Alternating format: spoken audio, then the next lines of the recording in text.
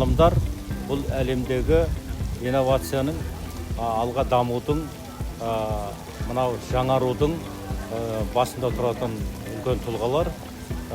Жаңалық ашушы еліміздің, жеріміздің осы жаңаруына, осы елдің өсіп өркендеуіне, жаңа технологияның болуына, олардың барлығына осы жағы бастаушы ғалымдардың еңбегі. Ал енді университетіміз біздің осы ғалымдар ордасы деп айтамын. Себебі бұл жерде осы әр саланың ғалымдары сол ғылымға бетбұрыс жасап, өмірлерін соған арнаған адамдар еңбек етеді.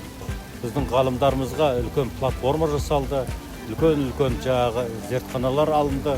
Олардың қазіргі кезеңде біз мынау соның жаңа түрлерін алып, дамыған түрлерін алып, үлкен жаңа зерттеулер жасауға мүмкіндік туғызды.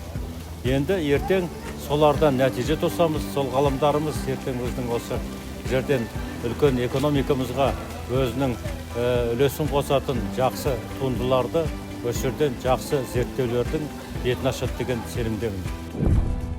Ғылым академиясының президенті Қаныш Иманәлі Сәтбаев 12 сәуірге туған. Сондықтан ғылым күні 12 сәуірге торлауы осы. Сонымен қатар 12 сәуір күні бірінші рет космосқа адам ұшқан.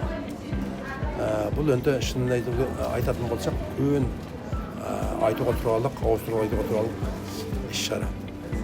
Мен студенттерді, профессор мұғалімдер қауын осы қос мерекемен құттықтаймын. Сіздерде көптеген жаңа нәрселер жасалып жатыр екен. Жаңа кіргенде студенттердің ғылыми жобаларын, олардың таласа айтып жатқандарына көре болдым. Бұл менің көңілімнің қуанышына кетті.